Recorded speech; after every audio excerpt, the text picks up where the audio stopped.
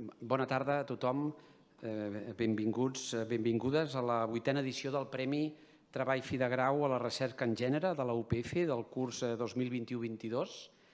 I volia aprofitar per saludar que tenim amb nosaltres, a més de la conferenciant, Yayo Herrero, que en seguida presentaré, tenim amb nosaltres a Meritxell Benedí, presidenta de l'Institut Català de les Dones, que assisteix també per delegació de la honorable senyora Tània Verge, consellera d'Igualtat i Feminismes. Tenim a la vicerectora de Compromís Social i Sostenibilitat, a Esther Oliveres, a Rosa Sararol, directora de la Unitat d'Igualtat de la UPF. Tenim també a la sala a Rosa Milian i Costa i Paula Hernández Carceller, guanyadores de la 8a edició del Premi. Tutores, tutors del treball. Tenim també, m'ha semblat veure, el degà d'Humanitats amb nosaltres i també hi ha la comissionada Pilar Medina d'Innovació Docent.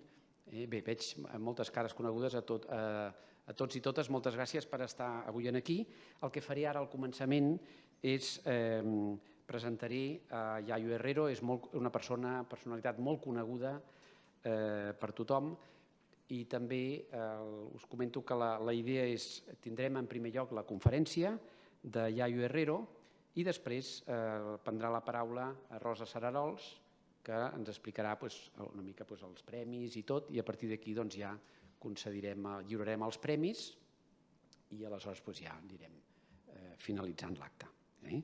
Bé, de Yayo Herrero, tot i que, com deia, és una persona molt coneguda, sobretot per aquelles persones que feu recerca en temes de gènere, però també en temes d'economia sostenible, perquè és una persona amb molta activitat, molta recerca en aquests temes. Ella és consultora, investigadora i professora d'Ecologia Política, Ecofeminismes i Educació per a la Sostenibilitat.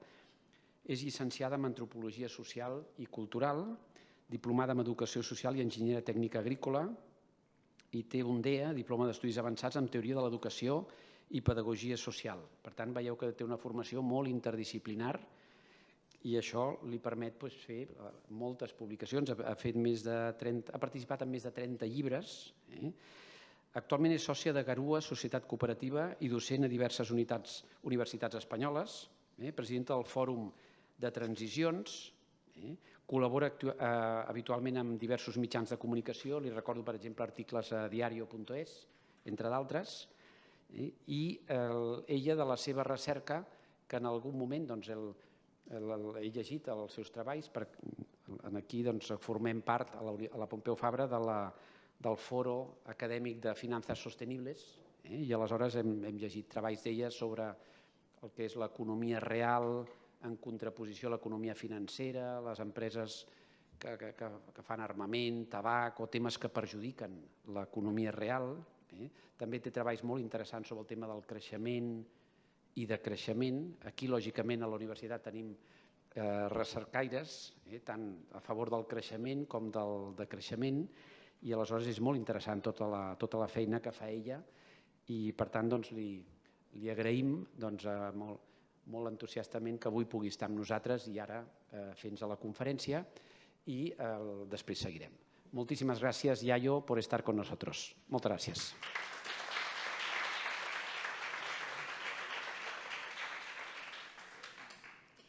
Buena tarde a todos, totes. Es todo lo que voy a poder decir en catalán, pero bueno, pues lo quería decir, ¿no? Básicamente. Muchísimas gracias por haberme invitado, muchísimas gracias por darme la posibilidad de estar aquí en un día además especial. Rosa me ha estado avanzando un poco sobre los trabajos premiados, sobre el trabajo que estáis haciendo y en mi opinión, pues es maravilloso haber tenido la suerte de poder venir justamente hoy, ¿no? Yo he elegido, cuando me propusieron dar esta conferencia, he elegido un título que es Frankenstein y los monstruos del desamor, ¿no? Porque yo creo que a veces nos aproximamos a las cosas y nos aproximamos al conocimiento, muchas veces desde los datos. Yo trabajo fundamentalmente con datos, pero a veces también hay forma de aproximarse al conocimiento desde el arte, desde aquellas cosas que nos pasan por el cuerpo, y yo creo que Frankenstein es una obra que permite acercarnos a comprender el momento que estamos viviendo y, sobre todo, a comprender algunas de las causas estructurales de un momento que estamos viviendo y que yo voy a definir, quizás un tanto provocadoramente, un momento de guerra contra la vida.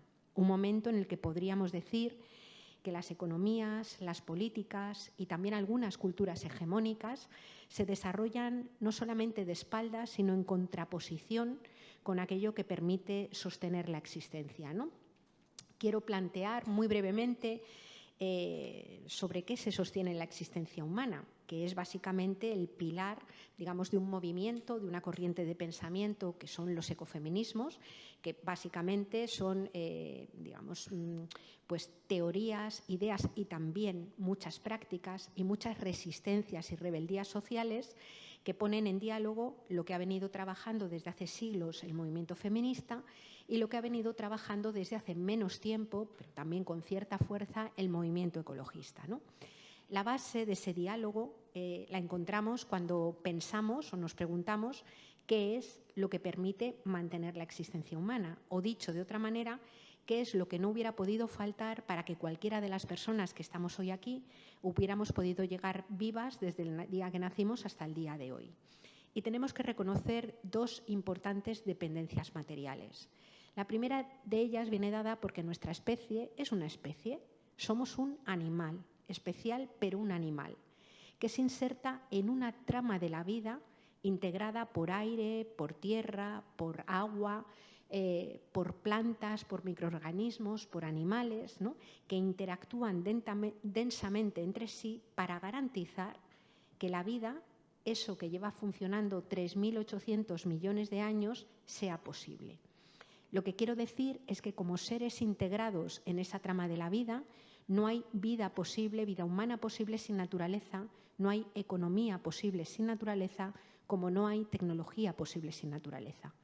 El agua no la fabrican los seres humanos, la fabrica el ciclo del agua. La producción de alimentos, naturalmente, que depende de la existencia de personas campesinas, pero depende en primera instancia de un proceso como la fotosíntesis, que tampoco ha sido fabricado por los seres humanos. Necesitamos energía para todo lo que hacemos y esa energía, por supuesto, que es generada en una central nuclear, en una central hidroeléctrica o en una refinería de petróleo, pero para poder ser generada necesita previamente petróleo, carbón, gas natural, cobre, litio, platino, neodimio, disprosio, uranio, que son minerales que existen en la corteza terrestre y que los seres humanos lo que hacemos es extraerlos, no los fabricamos, ¿no? Claro, el hecho es que vivimos insertos en esa trama de la vida que tiene límites. Nuestro planeta Tierra tiene límites físicos, límites en lo que llamamos no renovable, como son los minerales de la Tierra, límites también en lo renovable, que se renueva a la velocidad de las tasas de la naturaleza, de tasas de regeneración de la naturaleza, y no a la velocidad que a veces le gustaría el metabolismo agrourbano industrial, y límites en lo que llamamos sumideros del planeta, que son los procesos que degradan los residuos generados.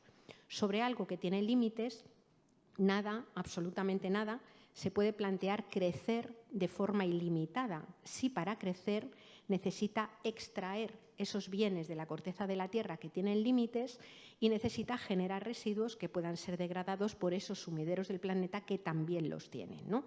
Ahora mismo se cumple este año el 50 aniversario del informe Meadows que auspició el Club de Roma sobre los límites al crecimiento. Y bueno, lo podemos retomar más tarde si queréis, pero lo que vemos es que un informe que se hizo con muchas menos herramientas en escenarios de futuro o en proyección de las que tenemos hoy día, bueno, pues proyectó con bastante acierto, yo diría con un acierto notable para lo que fue aquel momento, pues lo que tenemos ahora por delante y le tenemos en este momento presente, bueno, en un escenario que ha crecido o que ha pretendido crecer como si esos límites no estuvieran, ¿no?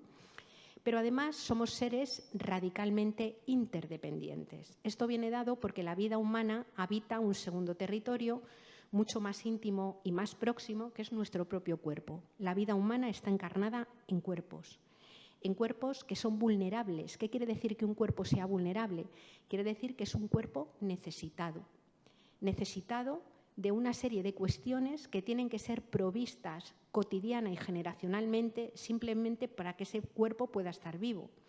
Es obvio que los seres humanos necesitamos agua, necesitamos alimentarnos, necesitamos una mínima habitabilidad, necesitamos cuidados, ¿no? Necesitamos cuidados, entre otras cosas, porque sabemos que una criatura recién nacida no sobrevive a sus primeros años de vida si nadie la cuida. Sabemos que vivimos en sociedades sumamente envejecidas y yo creo que la pandemia ha permitido ver bien cómo tenemos muchas personas mayores que no pueden ni levantarse, ni acostarse, ni salir a la calle, ni asearse por ellas mismas y viven, entre otras cosas, porque hay personas normalmente de otras generaciones que dedican tiempo de trabajo a mantener ese cuerpo en buenas condiciones de vida.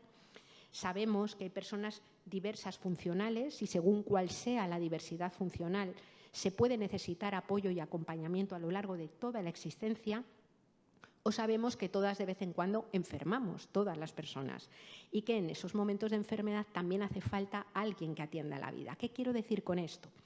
Quiero decir básicamente que no existe ningún ser humano que se pueda considerar a sí mismo plenamente independiente, plenamente autónomo. La idea de autonomía que podemos construir es una idea de autonomía que siempre está basada en la interdependencia, porque la vida humana en solitario es simplemente inviable.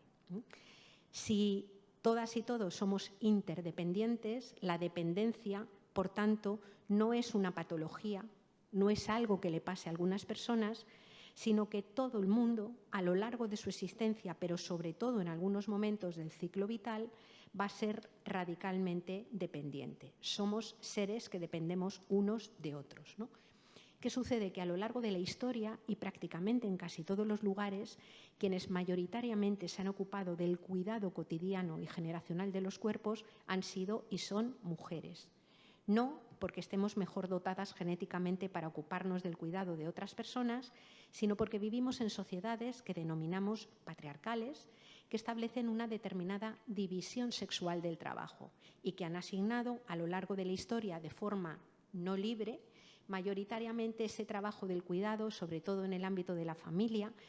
Algunos feminismos, para provocar un poco, suelen hablar de una especie de servicio familiar obligatorio que recae mayoritariamente sobre niñas, sobre mujeres, y eso hace que en buena medida lo que llamamos reproductivo, aquello que no sucede en los mercados, que sucede dentro de los hogares y en otros espacios de cuidados, esté sostenido mayoritariamente por mujeres, unas veces no pagadas, como es el caso de las denominadas amas de casa, que pueden haber estado activas cuidando y estando disponibles 24 horas al día y 365 días al año, a veces 50 años de su vida, y otras veces, y que lo que hacen no se denomina ni trabajo.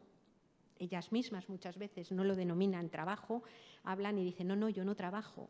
¿A qué se dedica usted? Pues a sus labores, ¿no? Es hablar de ella. Y otras veces es trabajo pagado. Cuando es trabajo pagado y hablamos de las empleadas domésticas, hablamos de las trabajadoras de cuidados, estamos hablando de los trabajos, pues probablemente de los peor pagados, de los menos valorados, de todo el mercado laboral, de los menos protegidos por el mercado laboral. Cuando durante los primeros momentos del confinamiento y la pandemia el Gobierno central tuvo que hacer una lista de los trabajos esenciales, nos encontramos con la sorpresa de que muchos trabajos muy bien pagados y muy importantes podían parar temporalmente sin que el mundo se cayera, pero sin embargo las limpiadoras, las cuidadoras, la gente que está en las casas, no. Yo creo que una sociedad tiene un problema cuando ese trabajo que no se puede dejar de hacer para que la vida se mantenga, sin embargo, es el trabajo mal pagado, mal valorado y poco protegido, ¿no? Ese trabajo ha sido un trabajo históricamente migrante. Primero fueron las mujeres de los pueblos que venían a servir a la ciudad y posteriormente han sido mujeres que vienen de otros lugares. ¿De qué lugares? Pues de los mismos lugares que vienen las materias primas que sostienen al mundo enriquecido. Es decir, el mundo enriquecido, los países llamados desarrollados, son países que todos, absolutamente todos ellos, tienen la característica de ser deficitarios en materias primas para lo que llamamos hoy modelos de desarrollo, y son países que tienen una importante dependencia energética, mineral, alimentaria, de pesca, incluso de productos manufacturados de otros territorios que desde la época de las colonias han sido históricamente utilizados como grandes minas y grandes vertederos. También en este momento en el que vemos, en este caso, por ejemplo, con la coyuntura de la guerra en Ucrania, vemos lo que pasa a nivel energético, vemos lo que pasa a nivel, pues, por ejemplo, de fertilizantes, cosas que antes habíamos visto pues, cuando de repente se bloquean y se corta el suministro de microchips o de otros productos de otros lugares. No es solamente el problema de Ucrania. La Agencia Internacional de la Energía, que es poco sospechosa de ecologismo radical, reconoce que se alcanzó el pico del petróleo convencional en el año 2006 y eso se da en sociedades que podríamos decir hoy que comen petróleo. Esta dinámica que yo decía de guerra contra la vida tiene que ver con el hecho de haber configurado modelos económicos que se han rebelado contra los límites físicos del planeta y que además generan una extremada desigualdad desde todos los puntos de vista. Si miramos lo que está sucediendo en términos de relaciones norte global, sur global, nos encontramos con la paradoja de que las vallas que rodean, por ejemplo, la Europa rica, que no se abren para que entren las personas migrantes, se abren y se cierran todos los días para que entren los minerales, la energía, los materiales, la pesca, los alimentos que vienen de los países de esas personas migrantes, ¿no? Es decir, hay un desequilibrio brutal en términos de huella ecológica. Para vivir como vive materialmente la media de las personas dentro, por ejemplo, del Estado español, harían falta casi 3 planetas. Como una persona noruega harían falta 5. Como una persona de Estados Unidos harían falta prácticamente 6. Lo que quiero decir es que extender la escala de lo que hemos llamado progreso y desarrollo al conjunto de los 7.700 millones de personas que en este momento habitan el planeta es básicamente una falacia, es imposible, ¿no?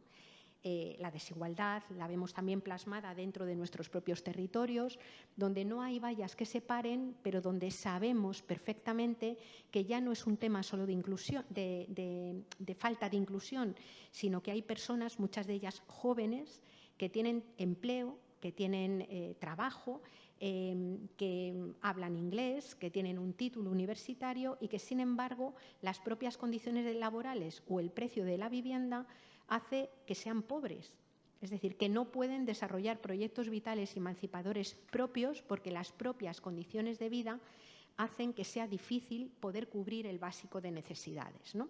Si hablamos desde la perspectiva de género, nos encontramos una importante desigualdad, una tremenda desigualdad, pues porque, entre otras cosas, a las mujeres, mayoritariamente en casi todos los lugares, les toca seguir sosteniendo la vida en sistemas que, sin embargo, se desarrollan en contra de la propia vida, ¿no? La dificultad de cuidado, la dificultad de atender se extiende de una forma notable y lo mismo, por ejemplo, que en América Latina, nos podemos encontrar con zonas de sacrificio donde mayoritariamente mujeres articuladas de forma comunitaria intentan resistir y seguir sosteniendo la vida en contextos de cambio climático y de extractivismo. Aquí nos encontramos con que son mayoritariamente mujeres las que hacen cola en los servicios sociales para intentar conseguir pues que les den las ayudas con las que van a poder volver a reengancharse a la luz que les han cortado porque no la pueden pagar. O son mayoritariamente mujeres las que nutren las reuniones de la plataforma de afectados por los desahucios, intentando en las ciudades lo más parecido que hay a defender la tierra, que es defender el derecho a la vivienda, ¿no? Por tanto, nos encontramos con un marco de importantes desigualdades. Claro, el tema es preguntarse cómo es posible que una sociedad que se autodenomina sociedad del conocimiento haya podido generar un modelo que, según la comunidad científica en el último IPCC, pone ya en riesgo la vida de miles de millones de personas. Y es ahí donde creo que a veces explorar dentro de la literatura o explorar dentro del arte nos puede dar algunas pistas, nos puede dar algunos elementos de luz, ¿no? Frankenstein es una obra que escribe una jovencísima Mary Shelley con apenas 18 años en el año 1818, es decir, hace ahora un poco más de 200 años, ¿no? Es una obra, yo cuanto más la leo, y desde que leí una vez un prólogo que había hecho la historiadora Isabel Bourdiel y que me abrió algunas pistas que yo no había visto sobre la obra de Mary Shelley, cada vez que leo encuentro como nuevos significantes. Es una obra realmente rompedora por las cosas que ahora quiero comentar con vosotros y vosotras. Os resumo muy rápidamente, por si no os acordáis, y aviso que voy a hacer spoiler, vamos, que la voy a destripar, o sea que, pero bueno, necesito hacerlo para poder contar porque me parece tan importante Frankenstein, ¿no? ¿Os acordáis que, bueno, Víctor, muchas veces cuando hablas de Frankenstein la gente como que tiene en la cabeza que Frankenstein es la criatura, es el monstruo, y no. Frankenstein es Víctor Frankenstein, que es un joven muy inteligente, súper interesado por lo que entonces se llamaba filosofía de la naturaleza, interesado por la física, interesado por la química e interesado por algo que en 1818 estaba muy en boga y se trataba de investigar, que era lo que se llamaba el galvanismo, es decir, qué relación tenía la electricidad y el flujo eléctrico con el funcionamiento de la vida, ¿no? No iban tan descaminados porque luego encuentras que muchos procesos vitales, digamos los intercambios de electrones y la electricidad, tiene también su importancia, ¿no? Él estaba obsesionado fundamentalmente con el estudio, con la investigación y estaba lleno de ideales tremendamente nobles, ¿no? Finalmente consigue ir a una de las mejores universidades del momento y ahí es cuando se engancha con el galvanismo y empieza a obsesionarse con la posibilidad de crear vida.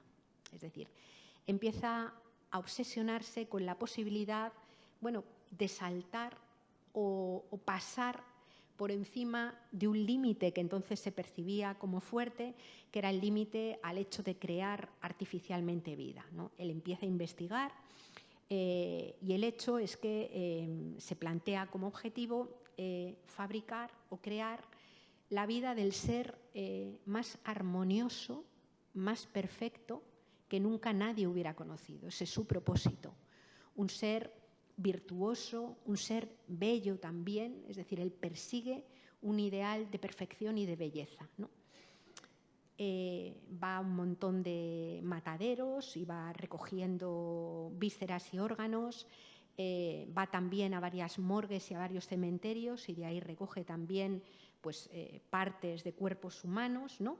Y con todo eso compone un individuo, insisto, que a él le parece y pretende que sea excepcionalmente inteligente, bello y virtuoso, ¿no?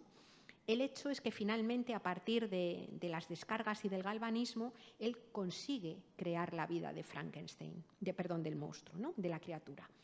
Él crea una criatura, la anima y le da vida.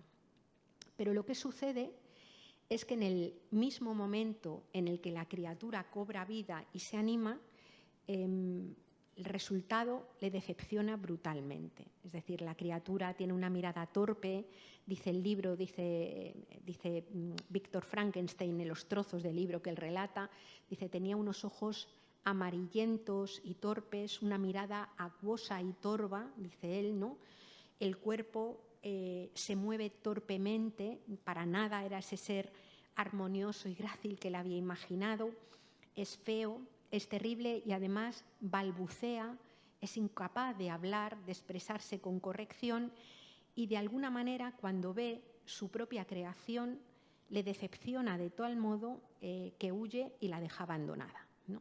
Huye ante el pavor y la decepción de que lo creado no se corresponde para nada con lo que él pretendía crear, ¿no?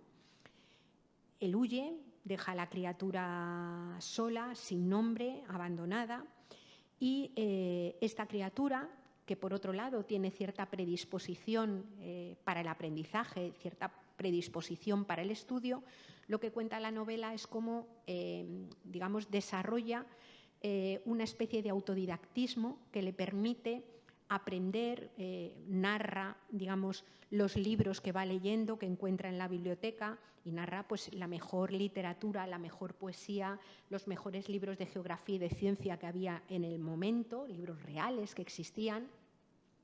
Y poco a poco él se va formando, va aprendiendo a hablar, va aprendiendo a moverse algo mejor y desde su escondite, escondido, intenta volver a llamar la atención y ganarse el afecto de su creador, por un lado, y viendo que el creador no está mucho por la labor, empieza a mirar también por la ventana y a observar el comportamiento, bueno, pues de otras personas que ve desde su ventana.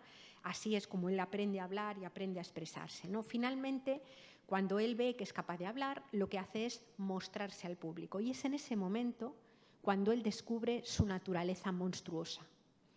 Es en el momento en el que él se expone a la mirada de las personas, cuando las personas lo que le devuelven es una mezcla de desprecio, de miedo, de horror y un absoluto rechazo. Y es en ese momento cuando él descubre que no va a tener ningún tipo de posibilidad de integrarse desde su diferencia en el conjunto de la sociedad que le rodea, ¿no? Lo que hace es acudir de nuevo a su creador y decirle, bueno, ya que me has creado y no voy a tener ningún tipo de hueco, ni voy a ser capaz de mover tus afectos, por lo menos crea otra criatura parecida a mí con la que yo pueda vivir, que no sienta esta brutal soledad. Y Frankenstein lo que hace es ponerse a crear otra criatura y en el momento justo en el que la va a animar, directamente destruye toda su obra, dice no voy a hacer otra cosa así y renuncia a crearle un compañero, una compañera, ¿no?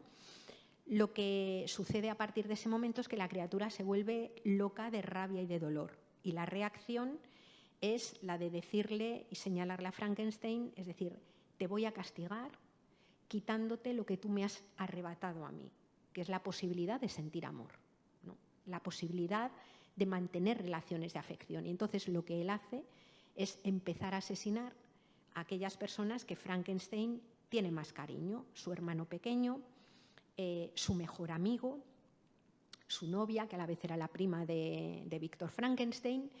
Por el camino le echan la culpa del asesinato del hermano pequeño a una sirvienta y él intenta, como sea, actuar en el juicio para que no la culpabilicen, pero en modo alguno dice, oye, que no ha sido ella, que ha sido esta criatura que he fabricado yo, deja que esta mujer, esta sirvienta, esta mujer de clase baja, sea condenada a muerte por un asesinato que no ha cometido, ¿no?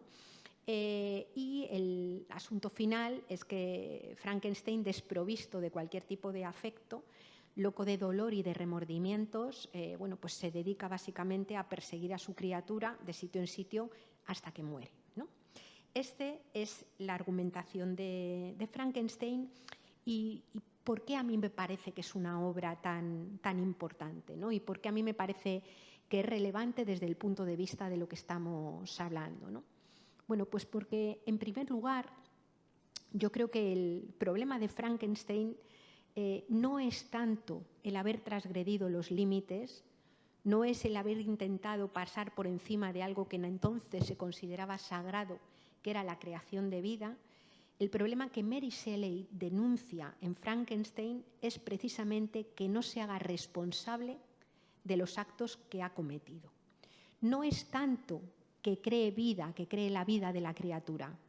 El problema es que después no se haga cargo de la criatura que ha creado, que la deje abandonada y sea incapaz absolutamente de responsabilizarse de las consecuencias que ha tenido el ejercicio de libertad, de tratar de transgredir a partir de una mirada, en este caso científica, o de una mirada social, digamos, un límite que existía previamente, ¿no?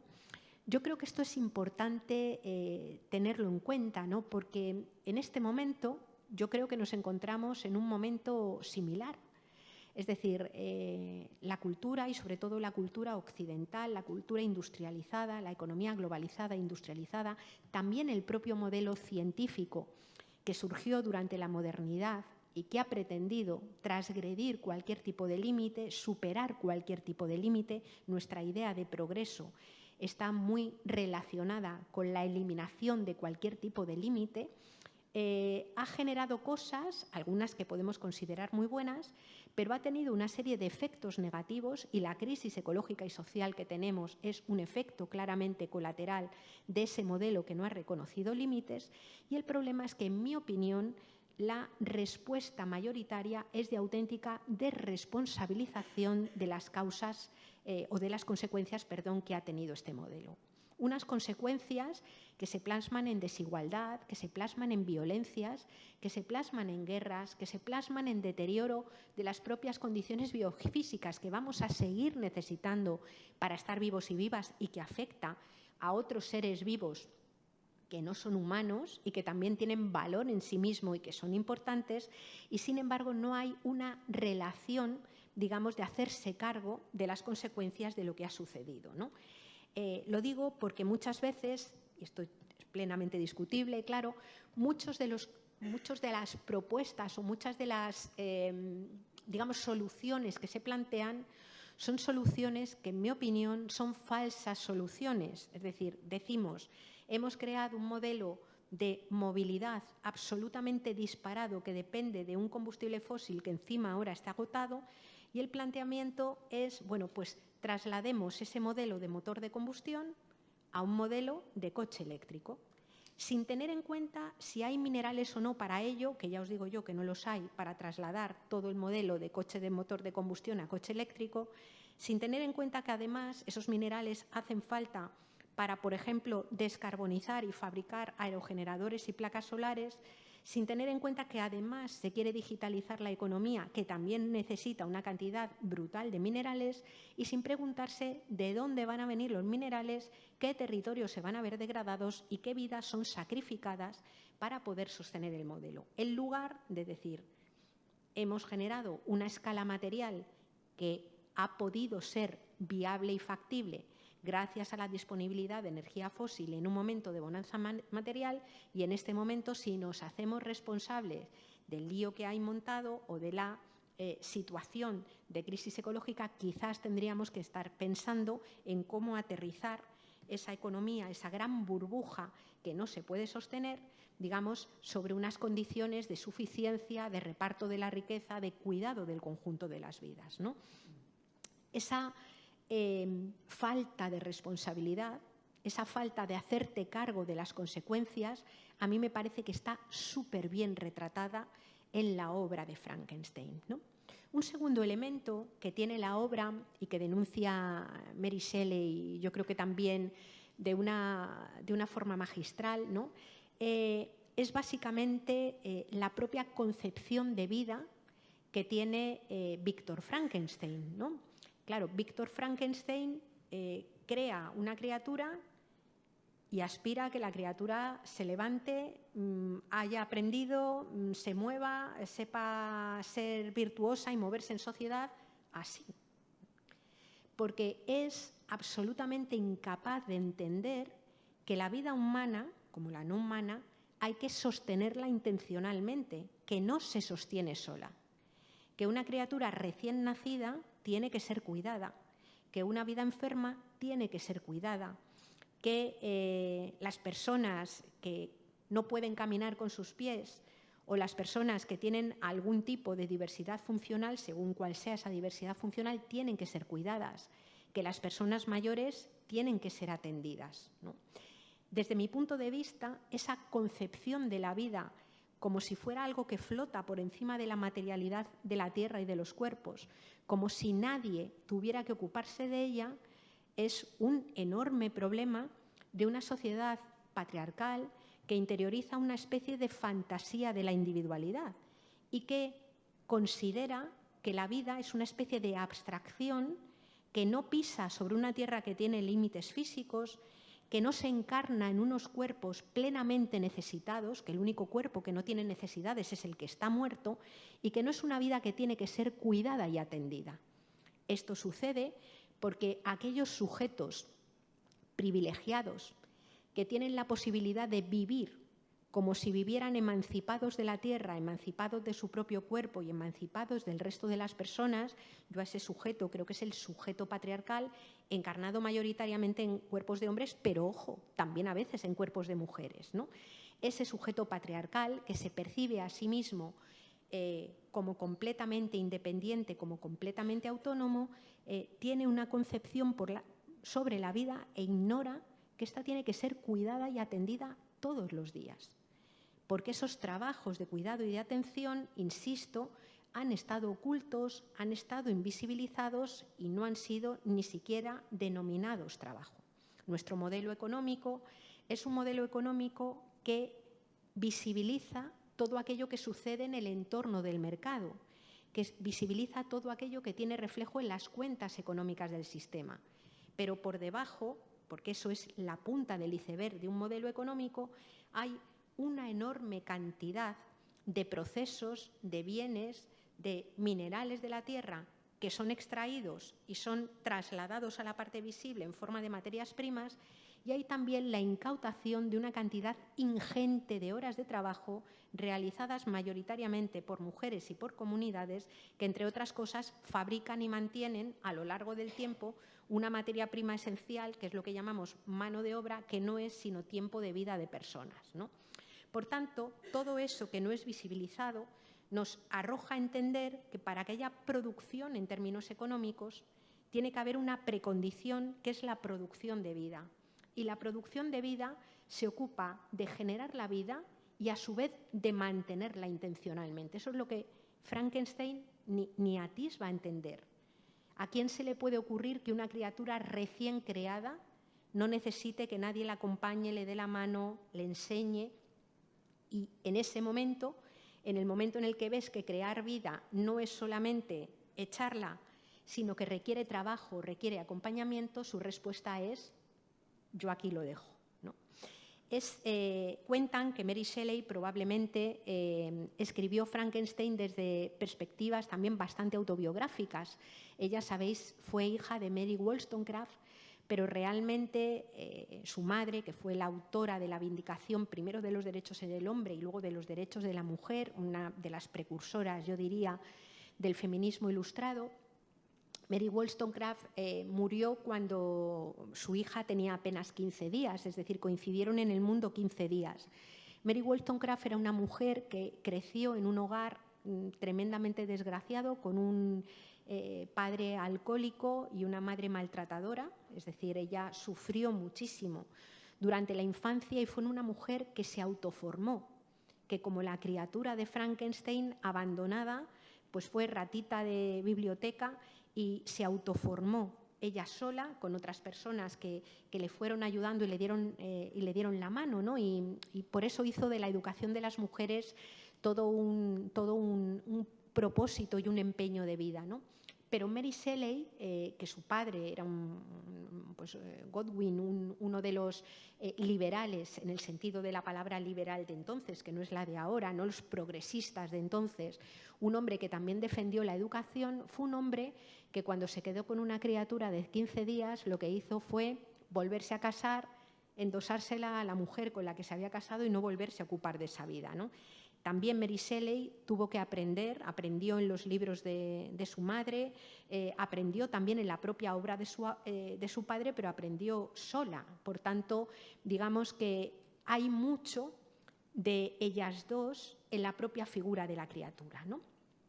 El último elemento que yo quería señalar de Frankenstein, que me parece también tremendamente interesante en el momento actual, tiene que ver con la propia estructura narrativa de la novela, ¿no? Es una estructura muy rompedora, no hay un narrador, no hay un hilo que vaya contando la historia del libro, sino que lo que hace Mary Shelley es irle dando la voz a todos los personajes que aparecen. Habla Frankenstein, habla Elizabeth, la novia de Frankenstein que es asesinada, habla el amigo de Frankenstein, habla su padre, hablan sus profesores, pero habla también la propia criatura. La criatura, que había quedado sin nombre en toda la novela, no tiene nombre en ningún momento, es decir, prácticamente cualquier cosa que hace cualquier cultura cuando acoge en su comunidad a una nueva criatura es ponerle nombre y vestirla de alguna manera. Él queda sin nombre, es como el despojo y la desposesión más impresionante que pueda tener una persona, ¿no? Esa criatura también habla. Y la voz que Mary Shelley le da a la criatura es una voz tremendamente potente. Es probablemente el personaje de todos el que mejor habla, el que mejor argumenta, el que mejor conecta lo racional con lo emocional, es capaz de expresar amor, rabia, afecto, sensación de injusticia y además expresarlo de una forma muy bella, ¿no? Y a mí me parece que es muy importante que Mary Shelley le dé voz a la criatura, porque cuando Mary Shelley le da voz a la criatura, lo que está haciendo es cuestionar la monstruosidad, ¿no? ¿Quién define lo que es un monstruo? En el relato de Mary Shelley, el calificado como monstruo, a lo largo de las páginas, no se revela como tal. Y a veces no sabes quién es más monstruo. Si Víctor Frankenstein, que abandona a su criatura y es capaz de aguantar con que condenen a muerte a una persona que no ha hecho nada, que es capaz, por no pedir ayuda y por no confesar, de ir perdiendo a todas las personas a las que quiere sin ser capaz en ningún tipo de momento de buscar algún tipo de solución colectiva, es incapaz de buscar al monstruo para pedirle disculpas y, no sé, incapaz de hacer algo que sirva para algo, ¿no? En las circunstancias en las que hay, pues digamos que la idea de monstruosidad queda cuestionada. Y a mí me parece que cuestionar la monstruosidad es también o nos proporciona algunos elementos bueno, pues para repensar el momento que estamos viviendo. ¿Qué es hoy lo monstruoso? ¿Qué es hoy lo que nos puede, digamos, generar miedo? Siempre se dijo que Frankenstein era una novela de terror, se la calificó como de novela gótica, no lo es. Yo diría, porque no hay nada sobrenatural en ella, yo diría que si Frankenstein es algo, probablemente es una obra anticipada casi de ciencia ficción, por así decir, ¿no? Pero es una obra que ayuda, lo que da terror en esa obra es el asomarte a los propios abismos interiores de los personajes que se plantean allí, ¿no? ¿A qué le tenemos hoy miedo? ¿A qué le tenemos hoy pavor? ¿A qué le tenemos hoy, digamos, temor, ¿no? Y yo pensaba cuando leía Frankenstein que vivimos en una sociedad con un miedo terrible. Tenemos miedo a no tener trabajo, a perderlo, a no tener casa, a quedarnos sin ella. Es decir, miedo a un montón de cosas, digamos, que cuando no las tenemos o cuando nos suceden, nos señalan como individuos fracasados, como individuos, digamos, incluso desechables, como sujetos descartables, ¿no? Y yo pensaba, la reflexión que me surgía es que en estas sociedades en las que vivimos, donde por otra parte el miedo se desprecia tanto, en las que tener miedo es algo mal visto, en la que el valor precisamente es negar cualquier tipo de miedo, decía, es paradójico que una sociedad que tiene miedo a tantas cosas, sin embargo, no tenga temor a destruir la base material que nos sostiene. Sienta más temor a que la economía no crezca, a que digamos, la vida o las olas de calor o la dificultad de acceso al agua pueda condicionar la vida de la gente, ¿no? Y creo que es así. Es decir, que en este momento nuestros modelos económicos son más bien una especie de religión civil que aporta una especie de lógica sacrificial. Todo merece la pena ser sacrificado si la contrapartida es que crezca la economía. Y cuando digo todo, es todo. El territorio, condiciones laborales, condiciones de vida, ¿no? Y digo, ¿a qué hay que tenerle miedo? ¿No? Y reivindico además el miedo, porque el miedo ha sido una emoción que ha permitido que los seres humanos hayamos sacado adelante muchas estrategias colectivas para afrontar la incertidumbre. Sin miedo no hubieran existido los sindicatos, sin miedo no hubiera existido la salud pública, es decir, el temor a la incertidumbre o el temor a la vida precaria genera un montón de estímulos y de comportamientos colectivos que nos ayudan a, de forma comunitaria, enfrentarnos a muchos problemas. Y en este momento reivindico que un poquito preocupadas por lo que está sucediendo a nivel ecosocial deberíamos estar. Simplemente para poder configurar formas colectivas de poder aterrizar de nuevo nuestras economías en la tierra y en los cuerpos, ¿no? Por tanto, me parece, ahí también me llevaba esa reflexión, ¿no? ¿Y a qué se le llama hoy o en qué medida podemos cuestionar la monstruosidad cuando nos fijamos en la criatura de Frankenstein, ¿no? A mí, por ejemplo, me llama muchísimo la atención, me llama la atención y me indigna, la verdad, la forma en la que se está afrontando en muchas ocasiones el proceso migratorio, por poner un ejemplo, ¿no? Es decir, la migración forzosa no está siendo tratada, en mi opinión, y de forma mayoritaria, como un proceso ético y político del que hay que hacerse cargo, sino que está siendo tratada mayoritariamente como un proceso securitario. Es decir, convertimos a la persona migrante en una amenaza y una vez que la persona migrante es una amenaza, la reacción social y política es la de tenernos que defender de esa amenaza, ¿no? Y en ese comportamiento surgen dinámicas, en mi opinión, absolutamente monstruosas, ¿no?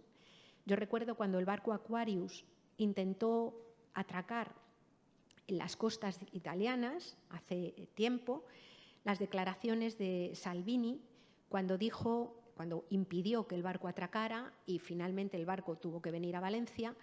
Y Salvini hizo unas declaraciones que a mí me pusieron los pelos de punta. Dijo textualmente: he impedido que un barco cargado de carne migrante atraque en las costas italianas, ¿no? Carne migrante. Es decir, es la reducción de la vida a carne, la reducción de la vida a pura animalidad y naturaleza en contextos que desprecian la naturaleza y la animalidad.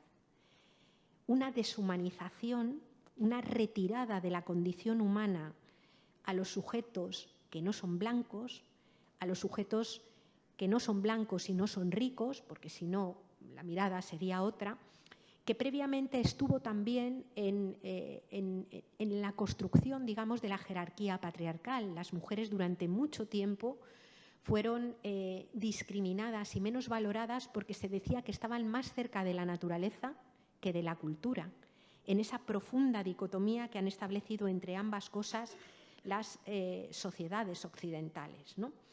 Creo que es importante repensar cómo se está abordando la estigmatización y la generación de identidades monstruosas en beneficio a los privilegios, en mi opinión a veces incluso supremacistas, de determinados sectores de la población. Me parece que es muy importante reflexionarlo, ¿no?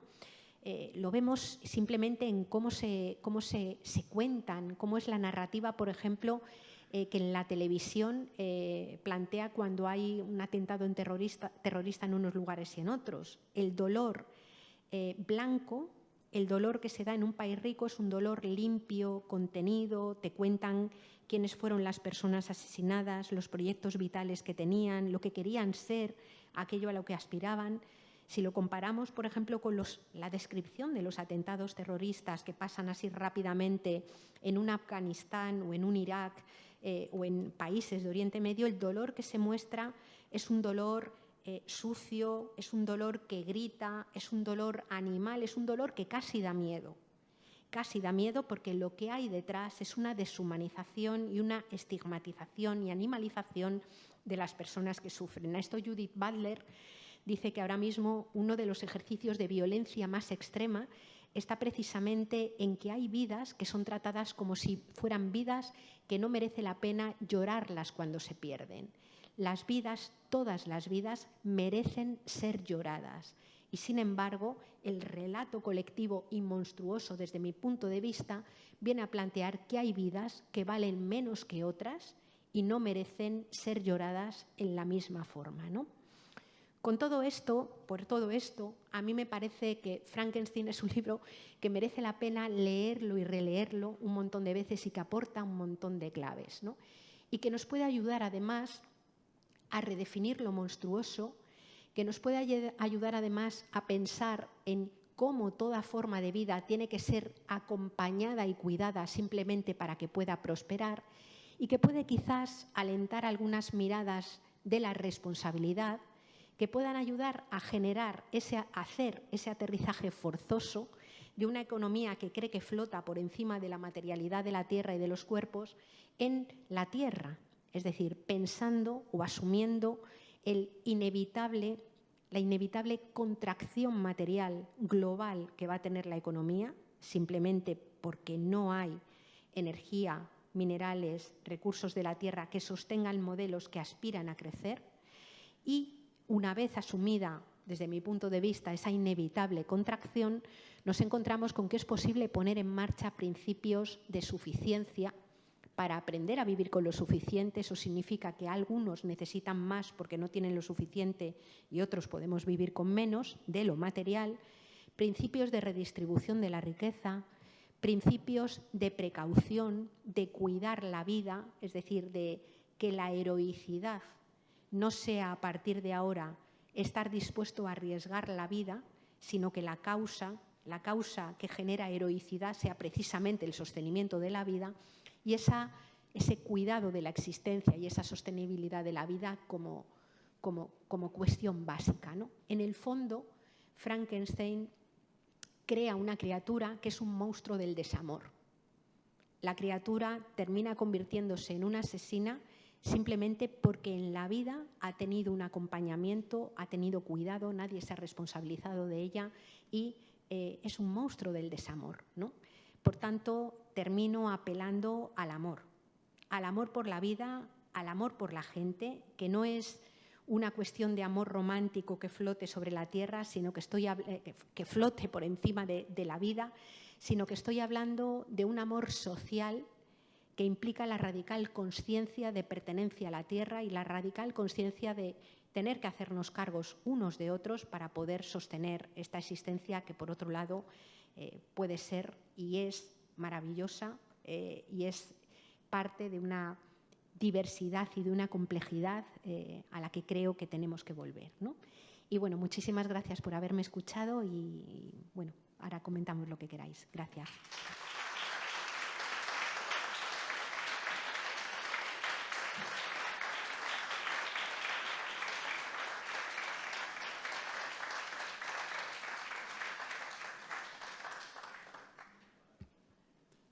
Doncs ara hi ha previst un col·loqui per si es volen fer preguntes i li passaré la paraula a la professora Rosa Sararol, que el moderarà per si hi ha alguna qüestió.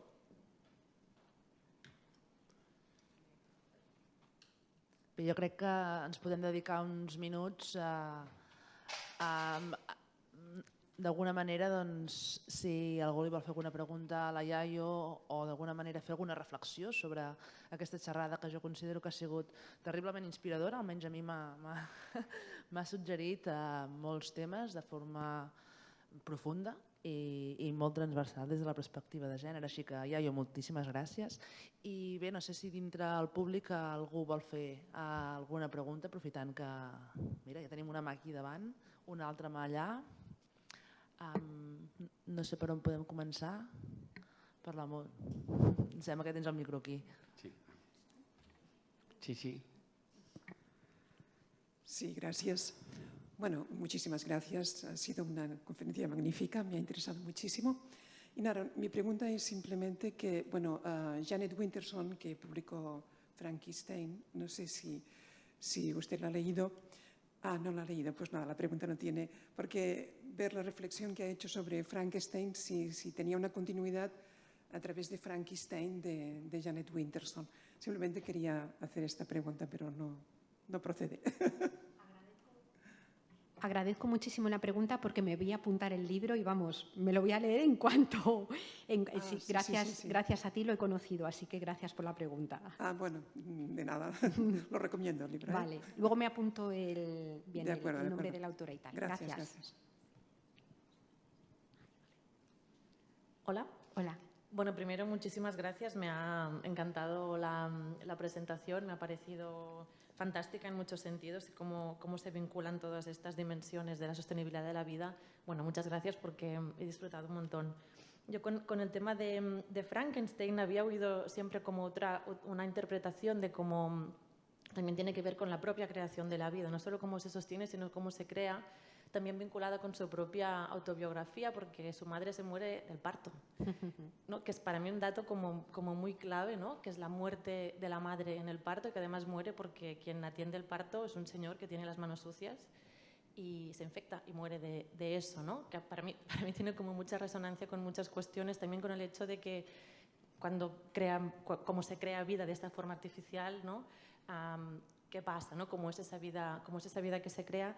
Y bueno, estaba pensando en esas cuestiones y era más una pregunta por si querías desarrollarlo, pero a mí se me vincula esto con el cuerpo también, ¿no? Como en esta creación de vida también está el cuerpo y también está la naturaleza, ¿no? O sea, también el cuerpo cómo se vincula con la naturaleza, que a veces también parece que estos procesos de sostenimiento de la vida los desvinculamos de la parte que también tenemos pues como animales, ¿no? Como ese cuerpo que crea vida, que es su madre que muere también en el parto, y como esa creación de vida artificial por parte de un hombre, pues las consecuencias que tiene. Y bueno, estaba pensando en eso, pensaba, ¿qué debe pensar ella sobre esta relación? Sí. Bueno, es muy interesante lo que planteas.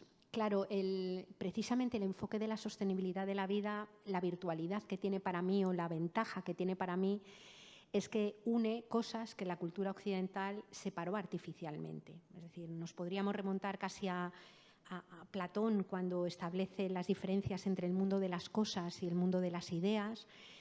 Posteriormente, por ejemplo, la propia modernidad, Descartes, Newton, Bacon, son filósofos que cuando escriben establecen profundas dicotomías entre el cuerpo y la cultura o entre el cuerpo y la razón, ¿no? Que yo creo que dan la vuelta de tuerca tremenda en el momento en el que además se postulan, digamos, los principios de la mecánica y se formula que el universo, los cuerpos funcionan como si fueran un gran mecanismo, un gran automatismo que es posible manejar a voluntad si se desvelan cuáles son las ecuaciones que permiten predecir o conocer hacia el pasado su funcionamiento, ¿no? Digamos que la propia ciencia occidental digamos, le resta valor o desmiente.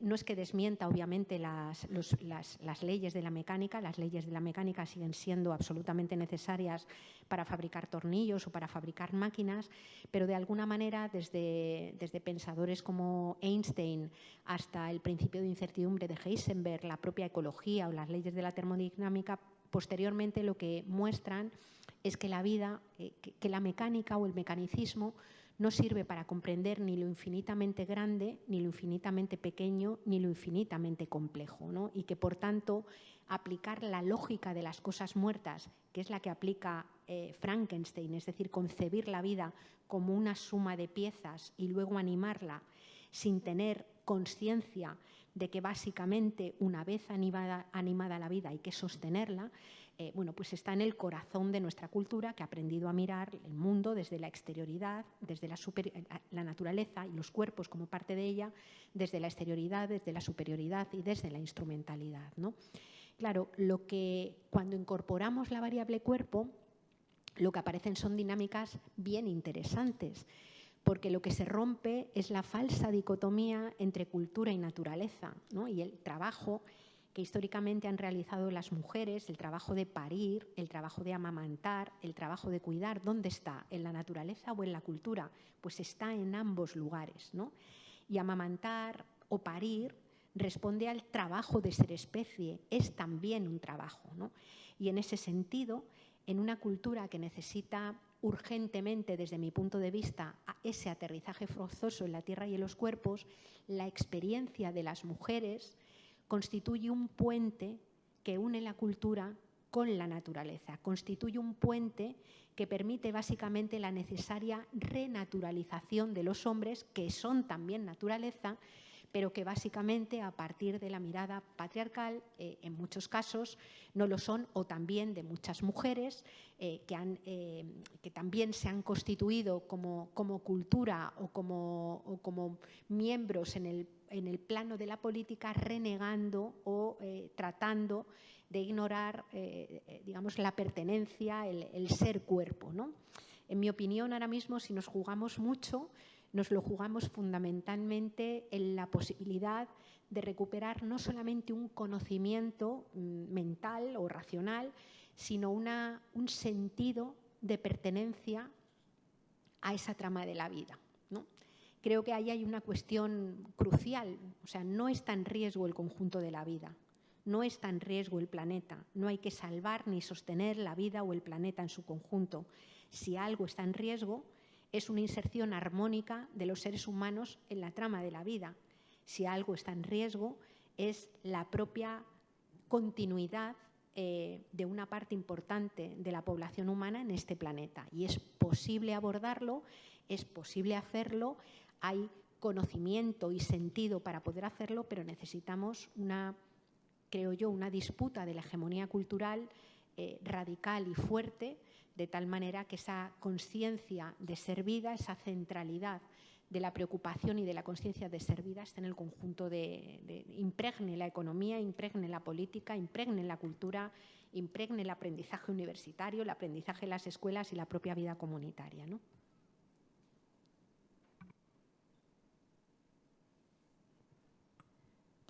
Bueno, muy brevemente quisiera agradecerte, Yayo, esta charla. Ha sido verdaderamente conmovedora. Yo soy profesora de Filología Inglesa en el Departamento de Humanidades y enseñamos este trimestre un curso de literatura inglesa y aquí hay algunos alumnos que van a estar leyendo fragmentos de Frankenstein y precisamente uno de ellos es el que mencionabas respecto al horror y al miedo de Víctor Frankenstein cuando observa a su criatura, ¿no? Y bueno, me ha encantado lo que has comentado sobre el hecho de que la mujer puede ser este puente o este vínculo entre la cultura y la naturaleza al ser, ¿no?, cuidadora, estar cerca de lo que es dar vida y ser también un ser racional, capaz de pensar y de crear más allá de lo que hace físicamente o biológicamente. Y no sé si alguna vez has pensado en la propia Mary Shelley, aparte de la relación con su madre o esta, bueno, verdadera relación no fue, pero ella estaba embarazada cuando escribió Frankenstein y había sufrido un aborto.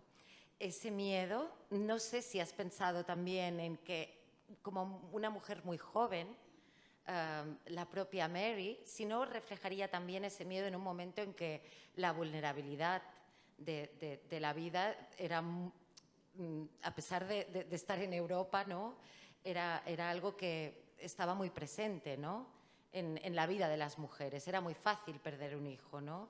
Entonces, bueno, solamente un poco para estirar un poquito más el hilo, nada más, pero muchas gracias. Gracias a ti por tu reflexión. Sí, yo creo que es muy determinante también, porque además Mary Shelley, cuando se marcha con Shelley, ella hace una ruptura muy importante, es decir, en ese momento cuando ella se marcha con un hombre que estaba casado, es escandaloso y monstruoso también lo que ella hace en el seno de esa sociedad, ¿no?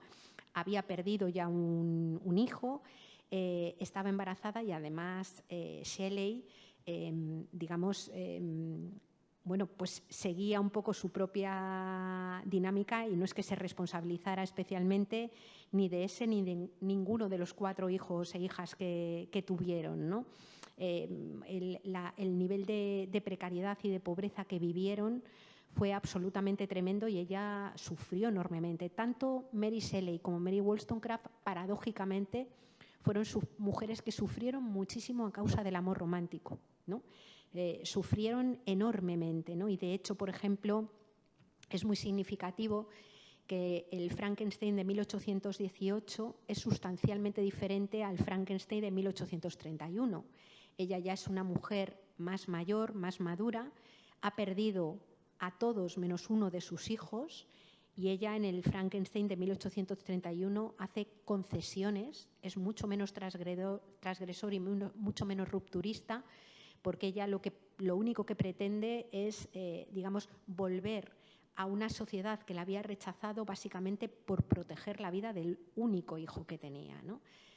la obra, Mary Shelley, por ejemplo, tiene otro libro, tú lo conocerás mejor que yo, uno que se llama El último hombre, que habla paradójicamente de una enorme pandemia en donde, que va exterminando a la población. Yo creo que es menos redondo en su conjunto, pero tiene también algunos fragmentos que creo que son especialmente brillantes, en donde vuelve a sacar esta dimensión autobiográfica, ¿no? Potser farem la última pregunta. ¿Vale? Bueno, también quiero empezar agradeciéndote. Siempre es un placer escucharte en este aspecto que tienes de narrar lo complejo de manera sencilla, que no simple. Y eso es muy difícil, ¿no? Y de qué manera lo narras haciendo algo que tú también mencionas ahora muy de pasada, que es un reto de la propia universidad, que es trabajar no solo el pensamiento crítico, sino también la interrelación entre nosotros, entre las disciplinas, que no este conocimiento que tenemos estanco, separado, fragmentado, ¿no? También nuestros propios conocimientos universitarios responden a este espíritu patriarcal, ¿no? Por lo tanto, agradezco que poderte escuchar en esta ocasión, teniéndote aquí delante también, ¿no?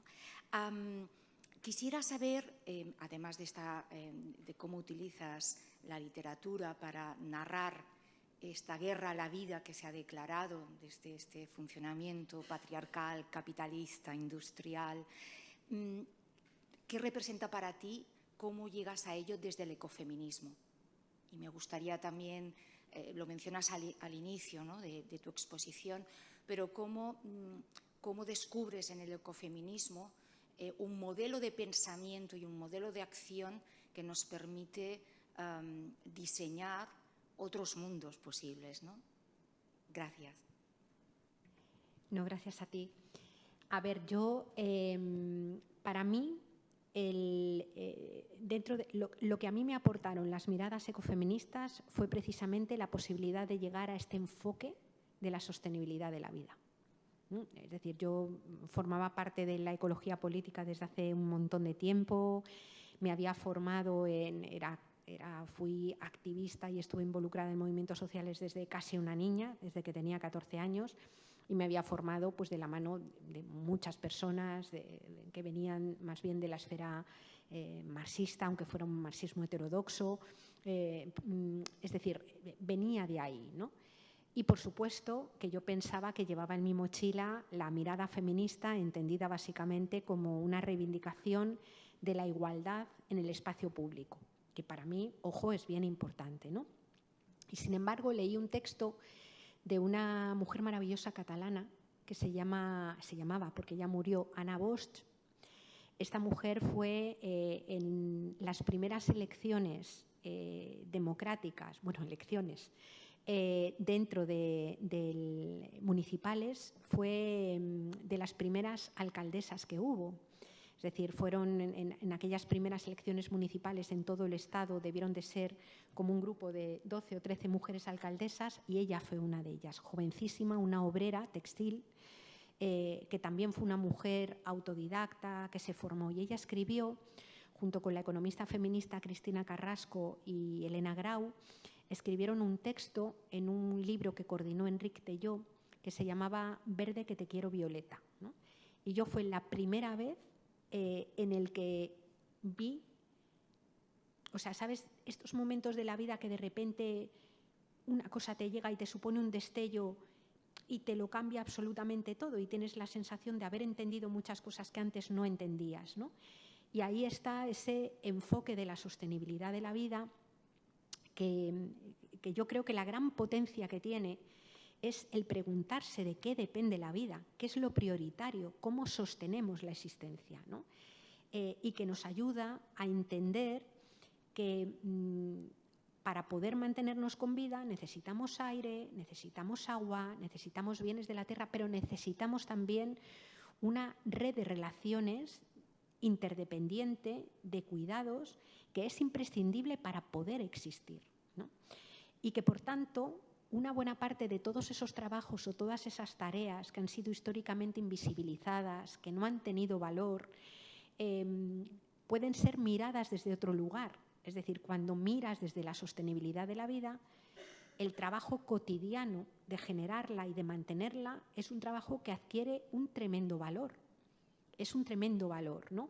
O cuando miramos desde la perspectiva de sostener la vida, nos cambia la panorámica de qué es ser un héroe, qué es la heroicidad.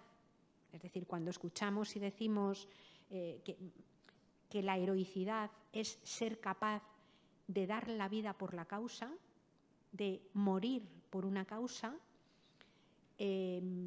contrastamos con el tema de decir, quizás no, quizás la heroicidad es precisamente la de mantener la vida, ¿no?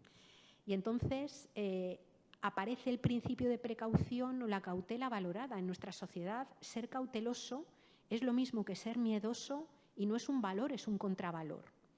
Mientras que hacer las cosas con cuidado y con cautela es una cuestión absolutamente crucial que sabe la persona que ha tenido que cuidar y que ha tenido que sostener vidas, ¿no? Por tanto, desde mi punto de vista, ofrece una plataforma para mirarlo todo desde otro lugar. Desde la propia ciencia, desde los propios propósitos de la investigación o del conocimiento, hasta el modelo económico, que desde la perspectiva de la economía feminista o de la economía ecológica o de la economía social y solidaria puede reconfigurarse de una forma diferente, colocando la satisfacción de las necesidades en el centro.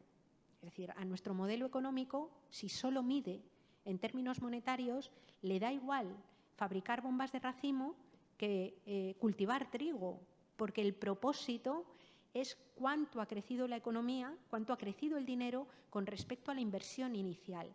Si miramos desde la perspectiva de las necesidades que se satisfacen, no será difícil ponernos de acuerdo en que el trigo satisface una necesidad que es la de la alimentación y que quizás las bombas de racimo, casi nadie va a decir que la bomba, si esto es la bomba detonada, sirve para satisfacer necesidades humanas. Entonces, para mí, fundamentalmente, la mirada ecofeminista es una mirada que le da la vuelta a todo, que nos permite mirar el mundo desde otra forma, desde otro lugar.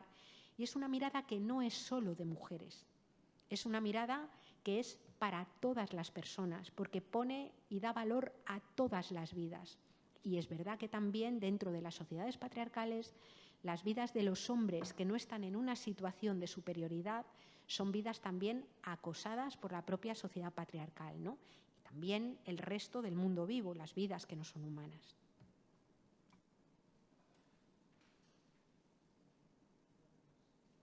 Doncs potser me'n vaig al faristol i procedim al lliurament.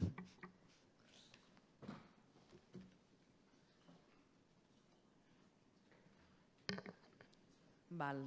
Doncs molt bona tarda a tothom i moltíssimes gràcies per acompanyar-nos en aquest acte que per la Unitat d'Igualtat és un dels dies a celebrar en el curs acadèmic. Abans de procedir a llegir el que seria l'acte de lliurament, voldria celebrar l'augment i la qualitat dels treballs de final de grau en perspectiva de gènere que han participat en el premi. Dir-vos que han estat més de 60 treballs en moltes i variades disciplines o àmbits de coneixement. Uns dels eixos que des de la unitat també es persegueix amb la voluntat d'introduir la perspectiva de gènere en el màxim de camps de coneixement possibles. Així que en el camp dels treballs de final de grau, així com en els premis que es lliuraran l'any que ve amb els TFMs i tesis doctorals, ampliem de forma significativa i d'una forma també transversal aquesta perspectiva en molts àmbits diferents i perspectives en el marc de les recerques universitàries. Dit això, que és una mica la idea que volia compartir, doncs passaré a llegir la resolució del 8è Premi Treball de Fi de Grau a la Recerca en Gènere de la UPF del curs 2021-2022. La comissió avaluadora, després d'haver revisat i comentat els 8 treballs finalistes, proposa anomenar guanyador de la 8a edició del Premi al Treball següent: l'imperialisme en perspectiva de gènere en els llibres de text, anàlisi i proposta didàctica, de Rosa Emilian i Costa i Paula Hernández Carceller, estudiants del grau d'Humanitats. En primer lloc, el treball destaca per la rigorositat acadèmica en què ha estat elaborat, que va molt més enllà de l'elaboració de l'estat de la qüestió, incloent diagnosi i completant-se també en una proposta didàctica. Valorem la implicació per l'anàlisi crític de la transmissió de coneixement, així com el gran esforç fet a la recerca per arribar a una proposta final que és rellevant perquè té en compte la perspectiva de gènere, així com elements d'interseccionalitat. Més concretament, inclou la variable de gènere com a categoria analítica i la perspectiva de gènere en la legislació educativa per denunciar el biaix endocèntric en els llibres de text de matèria històrica. En aquest sentit, és significativa també la proposta didàctica per revertir el discurs històric, el llenguatge i les imatges emprades, així com de l'estructura didàctica i competencial. I invitaria a la Rosa i a la Paula a pujar a l'escenari a recollir el premi.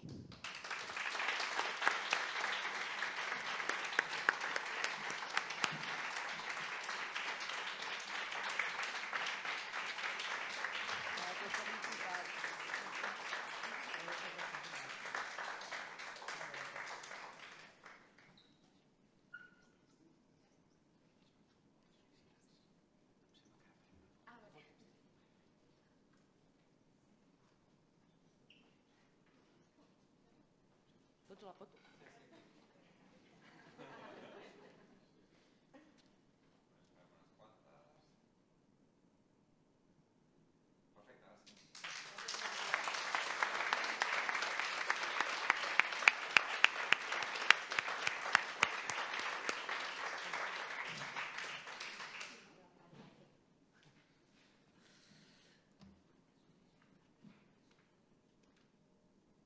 Continuo jo? Vale.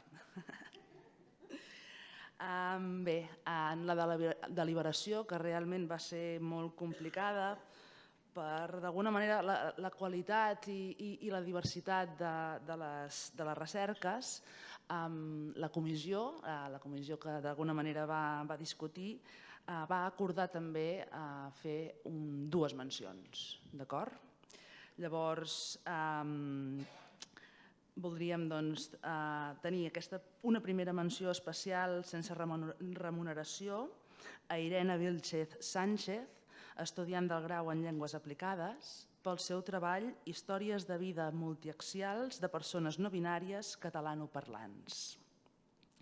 El jurat ha destacat que es tracta d'una recerca de final de grau original i rellevant d'anàlisi crític de la construcció sociocultural del gènere en què s'evidencia que la transidentitat és una realitat fins avui encara poc estudiada.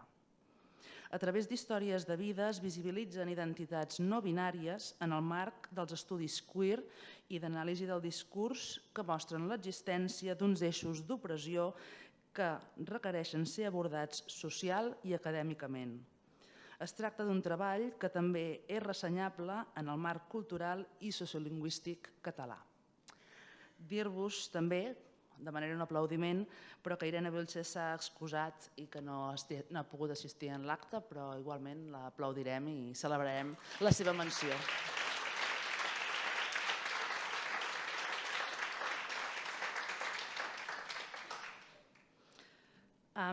També el comitè ha fet una segona menció especial, també sense remuneració, a Neus Rodríguez Amat, estudiant del grau de Ciències Polítiques i de l'Administració, pel seu treball Les dones indígenes com a arma de guerra en el conflicte armat intern de Guatemala, anàlisi de l'estigma social i el debilitament del teixit familiar i comunitari a l'àrea ICSIL. D'aquest treball el jurat destaca la seva coherència en la formulació de la recerca, en la seva hipòtesi, diagnòstic i conclusions que posa al centre del debat els cossos de les dones indígenes de Guatemala com a arma de guerra, com a estratègia masclista, racista i colonial de les pràctiques militars amb l'objectiu de debilitar els pobles indígenes. Des de l'enfoc metodològic qualitatiu és destacable el tractament de les implicacions de la violència sexual des de la perspectiva de l'estigma social i debilitament del teixit familiar i comunitari, amb propostes per revertir-ho a través de polítiques d'acompanyament a les víctimes. Així que ara invitaria a la Neus Rodríguez a pujar a l'escenari i a recollir el premi i, molt possiblement, també fer-nos una fotografia.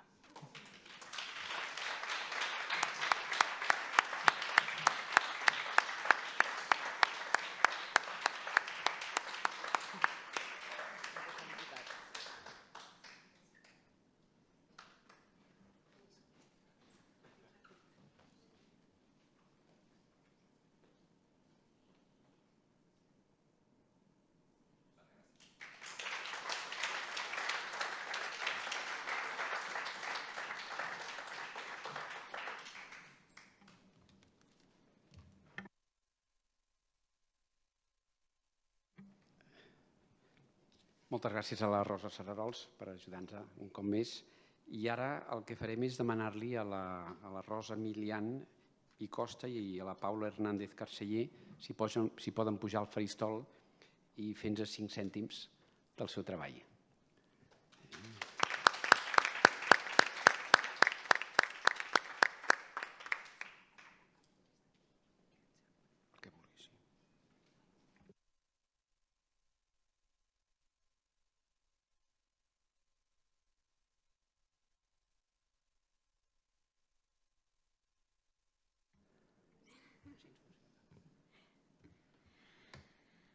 Bona tarda.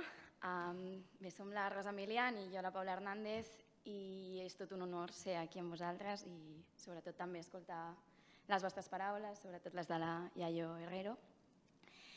I també compartir amb vosaltres un fragment de la nostra recerca que ha suposat per a nosaltres pràcticament una obsessió en l'últim any i mig. Ens fa molta il·lusió rebre aquest premi, sobretot perquè, bé, no és un treball típicament humanístic, potser, o el que se suposa que es fa normalment a humanitats, i és perquè la idea que vertebra el nostre projecte és que per avançar en la recerca en perspectiva de gènere i en la igualtat de gènere a les universitats només és possible si prèviament s'ha transformat la manera en què s'ensenya i s'explica a les aules, no només de la universitat, sinó també de les escoles i els instituts. I és per aquest motiu que volem agrair al jurat que ens hagi ofert la possibilitat de compartir amb tots vosaltres aquesta idea i d'altres que hem tingut al llarg de la recerca. D'altra banda, també volem agrair a la nostra tutora i al nostre tutor, la Teresa Segura Garcia i al Josep Maria Castellà, per tots els consells i la confiança que ens han ofert al llarg de tot el procés i sense els quals hauria sigut pràcticament impossible que nosaltres haguéssim estat aquí avui amb vosaltres. També volem agrair a les nostres famílies per tot el suport i la motivació al llarg de les nostres vides i als professors i les professores que ens han inspirat al llarg de tota la nostra carrera acadèmica, incorporant la perspectiva de gènere, però també a través d'una pedagogia crítica, radical i compromesa. Bé, ja fa més de 2 anys que la Paula i jo compartim una amistat plena de moments, xerrades, diàlegs sobre la importància de l'educació i especialment la importància d'una educació en perspectiva de gènere.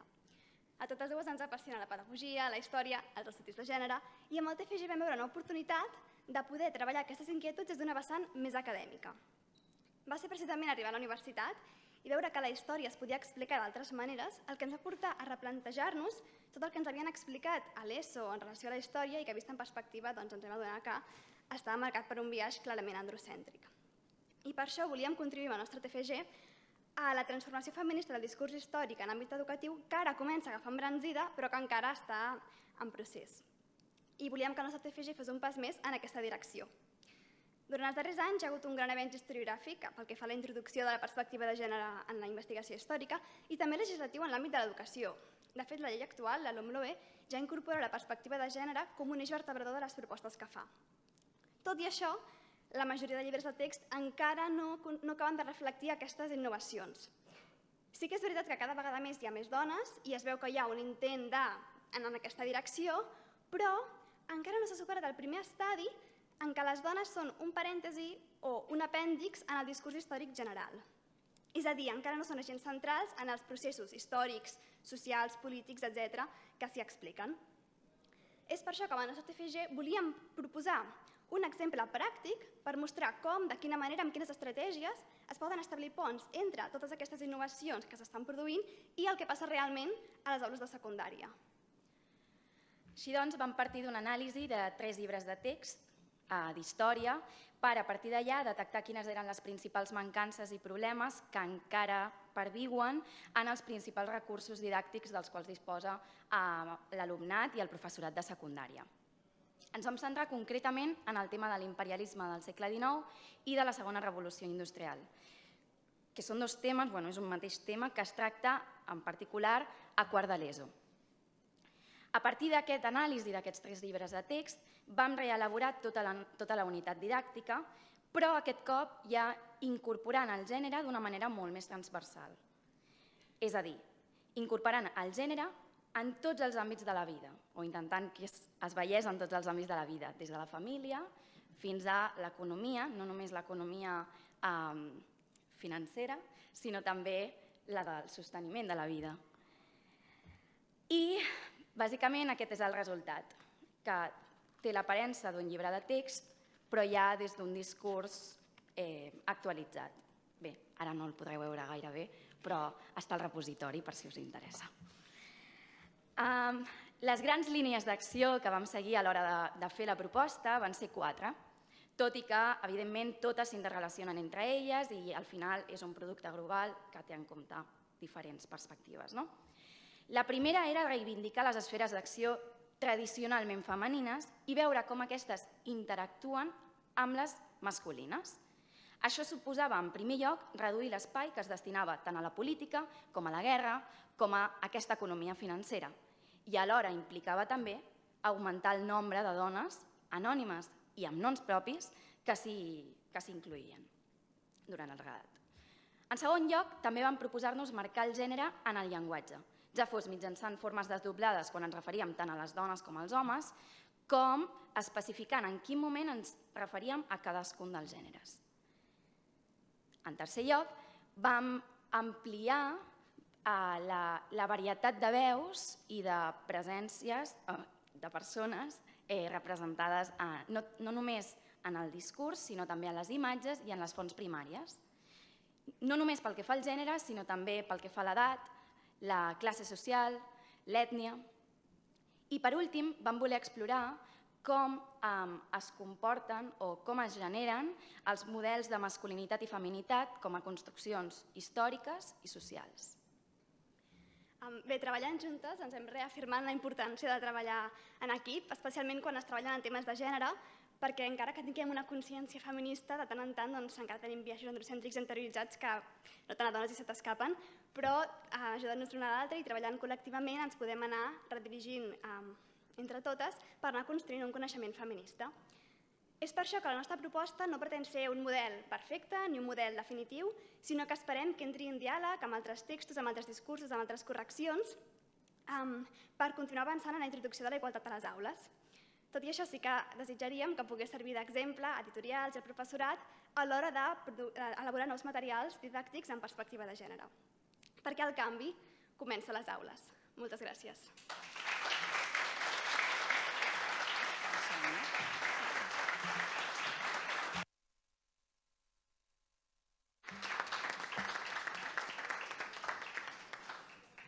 Ara té la paraula, després d'aquesta brillant intervenció, l'Ester Oliveres, que és la vicerectora de Compromís Social i Sostenibilitat de la UPF. Hola, bona tarda. Unes breus paraules per felicitar les guanyadores. Jo també era membre del jurat i puc testificar que els 60 treballs eren de molta qualitat i que vam tenir una discussió llarga per decidir les guanyadores i extendre-us les meves felicitacions més agraïdes. Moltes gràcies.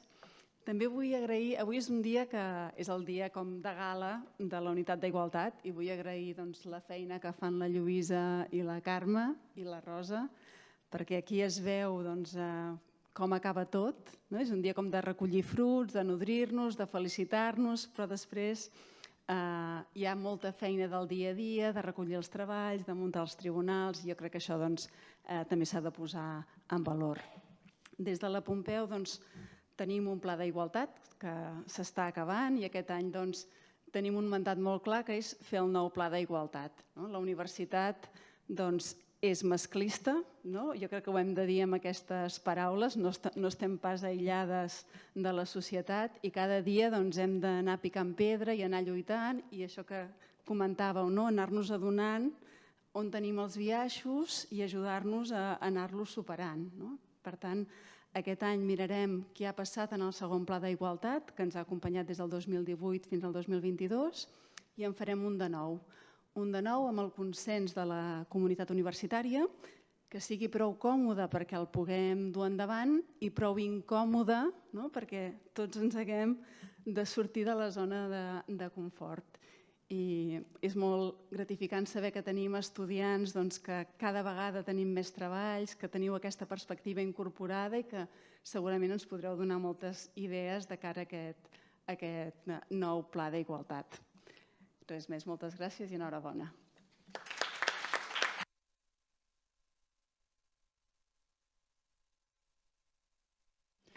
I a continuació té la paraula Meritxell Benedí, presidenta de l'Institut Català de les Dones. Moltes gràcies, rector, vicerectora, Iaio, Rosa, benvolgudes totes. Primer deixeu-me dir-vos per part de l'Institut Català de les Dones i a la Conselleria d'Igualtat i Feminismes que moltes gràcies per convidar-nos novament. És una alegria veure que la universitat està tan viva i que l'alumnat està tan viu i tan interessat per incorporar la perspectiva feminista a totes les disciplines acadèmiques.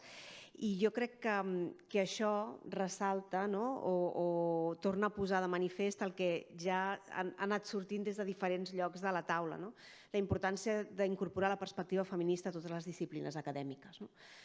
Això ho sabem que el moviment feminista s'ha ocupat de fer aquesta feina i el moviment antiracista i el moviment anticapitalista des dels anys com a mínim 60 o 70. Hi ha disciplines acadèmiques que incorporen la perspectiva feminista fa més de 40 o 50 anys, però la universitat, com la resta de la societat, és molt impermeable a determinades transformacions. I el moviment feminista i les feministes que treballen des de l'acadèmia, incloses les estudiants, es dediquen a fer dues coses que són absolutament necessàries perquè el canvi que volem, la transformació feminista per la que apostem des del govern, però també la majoria de la societat, inclosa la societat civil, passin. La primera que és que des de la universitat i des de la recerca hem de construir un cànon científic que sigui feminista, que sigui antiracista, que sigui anticapitalista.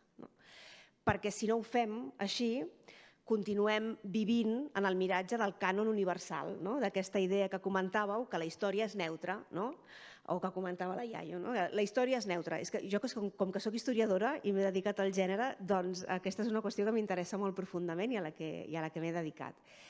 Però en la literatura passa el mateix. Ens pensem que el coneixement científic és neutre precisament perquè el produeix l'acadèmia. I clar, l'acadèmia és rigorosa.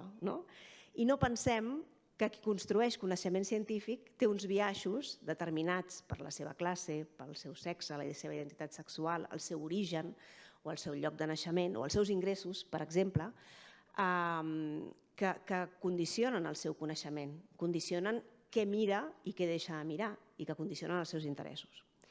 Llavors, l'acadèmia i el coneixement i la recerca feminista van dedicats, a construir aquest cànon científic, a qüestionar el cànon científic universal, masculí, heterocèntric, blanc, europeu, etc. I després a construir una ciència i un coneixement científic menys esbiaixat, perquè aquest és el propòsit també. És a dir, aquí a la Universitat Pompeu Fabra teniu, clar, és que teniu la meva jefa, diríem, el paradigma d'algú que ha dedicat la seva recerca, la seva vida, la seva trajectòria acadèmica, professional i política a fer això, és la Tania Verge, l'actual consellera d'Igualtat i Feminismes. És algú que s'ha dedicat a primer construir un cànon acadèmic i una recerca acadèmica feminista i després a construir un coneixement científic menys esbiaixat. I això és el que hem de fer, i això és el que volem fer des de la Conselleria i des de l'Institut Català de les Dones, Sabeu que part del finançament d'aquest premi el donem l'Institut Català de les Dones, que a més aquest any hem aconseguit per fi augmentar el finançament a totes les universitats catalanes públiques perquè puguin incrementar el suport que fan als TFGs i als TFMs i a les tesis precisament per incorporar aquesta perspectiva, i si ens en sortíssim, l'objectiu és anar a finançar una línia de recerca precisament perquè des dels grups de recerca no s'hagués de patir per buscar finançament per incorporar aquesta perspectiva, més enllà de la feina que feu les unitats d'igualtat, que és tan o més imprescindible que la feina que fem des de la Generalitat. Jo crec que a més la Yayo Herrero i la seva conferència ha estat un exemple d'això, de com a partir del rigor científic, ella ha parlat d'art i ens ha parlat d'una novel·la, però com a partir del rigor científic i des de la perspectiva de les humanitats es pot fer aquesta transformació, i els treballs que heu presentat també són aquest exemple de rigor, de rigor, de coneixement, de trencar aquesta perspectiva que pot semblar neutra però que no ho és, i de trencar amb els biaixos que encara persisteixen avui, inclòs a la universitat. Només puc fer que agrair-vos haver-nos convidat, rector, vicerectora, a tothom, i felicitar-vos a les premiades i a les persones que han presentat els treballs, perquè segur que amb això poseu un granet de sorra a que la transformació feminista sigui una realitat. Per tant, moltíssimes gràcies.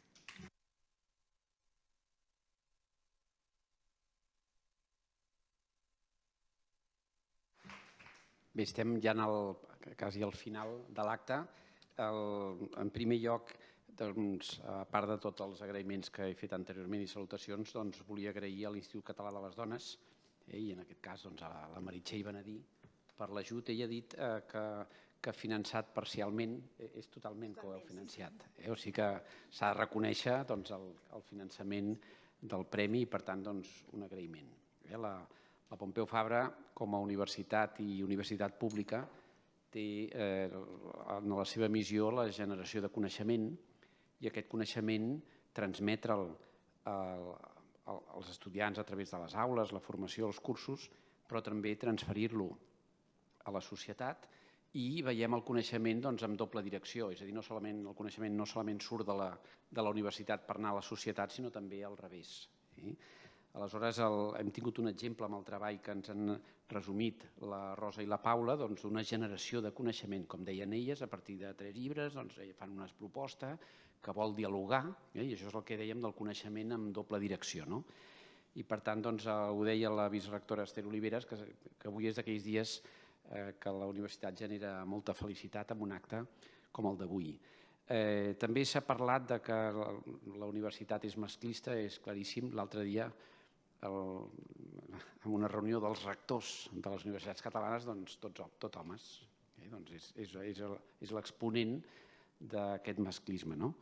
La impressió personal, a vegades n'hem parlat amb l'Esther Oliveres, és que la direcció que hi ha és la correcta. A mi m'ha quedat una pregunta per fer-li a la Yayo, però li faré ara en el brindis, que vindrà després, en l'Àgora, que és si creu que estem millor o pitjor comparat amb fa 20 anys, amb fa 50 anys. Aquesta és la pregunta que li faré.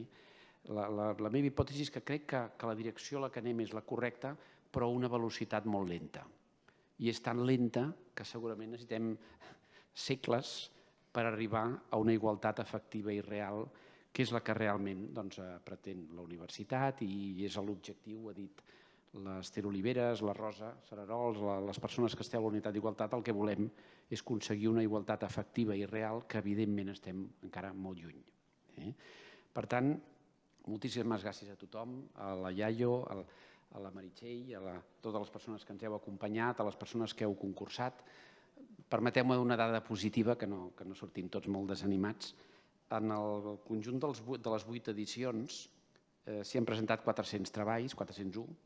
El 10% són treballs fets per homes, el 90% per dones, però en el primer any no es va presentar cap home.